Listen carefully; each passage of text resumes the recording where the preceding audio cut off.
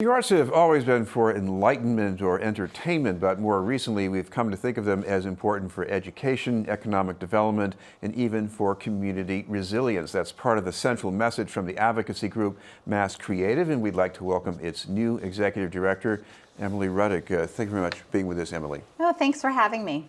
Emily, you have a long background here in the arts, but I think I'm intrigued by a couple of things.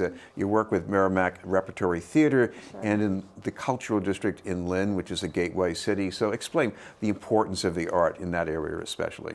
Sure. So I think both jobs were really about producing great work and giving artists support to be part of the fabric of a community. So as the first director of the Cultural District in Lynn, I led efforts to bring together art supporters and arts organizations and cultural organizations to provide more creative and cultural activity in downtown Lynn. And downtown Lynn is a gateway city, and they utilize a lot of different strategies to sort of spark economic development. And I was really proud to work with a number of organizations, including the Lynn Historical Society Museum and Raw Arts, to partner and sort of shine a light on the good work that was happening in downtown that was led by the artists of the community. Well, one thing that got attention recently was a Mural Project. Tell me a little bit about that and why that was important to the community.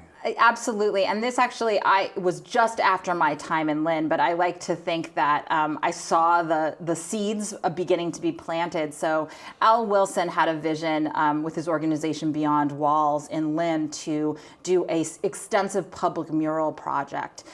So private building owners partnered with Beyond Walls and artists from across the world, actually, to put up a series of murals across Lynn.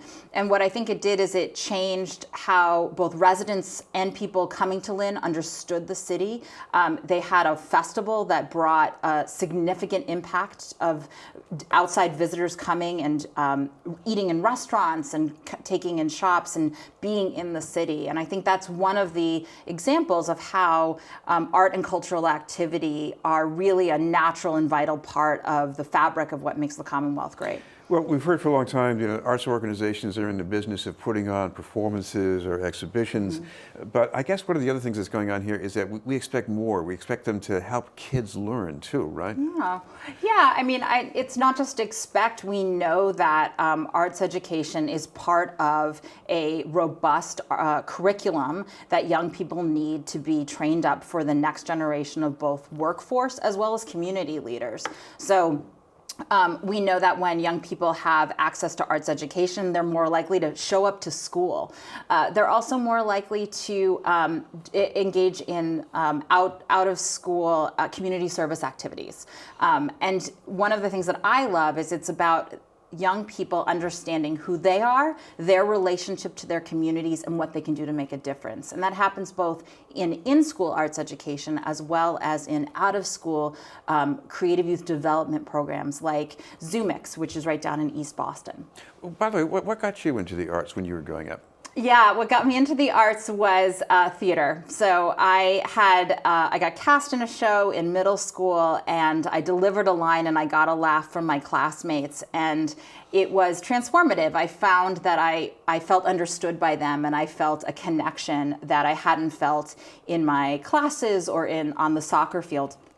And that experience just really propelled me into doing more theater, both acting as well as producing, and building and being part of a community of people who wanted to tell stories about both their experience as well as the stories of other people who weren't often included. And it also sounds to me, you're a kid, maybe you're not that great in STEM subjects, maybe you're not a great athlete, but here's one thing you can really do. I mean, one more way for a kid to shine and feel motivated, I guess. Absolutely. I mean, I think that's the important part, right? We're not suggesting that we let go of all subjects. We're advocating that arts education be a part of a well-rounded education that allows a young person to discover the many ways that they have talents and strengths in their lives. I know recently at the State House, the budget moved in the right direction for your agenda, but you also have something planned to make sure it stays that way. So tell us a little bit about that, please. Sure. So on October 25th, we will be doing our 4th annual #ArtsMatter Day. It's an online day of action where we ask partner organizations and social media users to share their story of why arts matter to them. What's really actually exciting about this project, which started as a way to raise the visibility of the arts community during election season, actually, to sort of talk about why it's an important part of what makes community great, is that it spawned a number of in-person real-life events. So the Jewish Arts Collaborative does a Arts Matter Shabbat series where they incorporate music and dance into Friday night Shabbat services. And what I love is sort of seeing how the creative community has taken on this day of online action and turned it into community building, which is really what art is.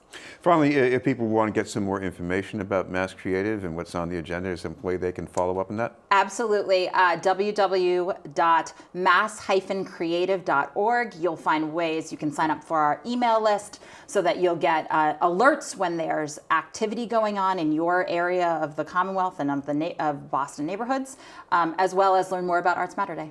Thank you very much for being with us. Thanks so much. Emily Appreciate it. Ruddock from MASSCreative.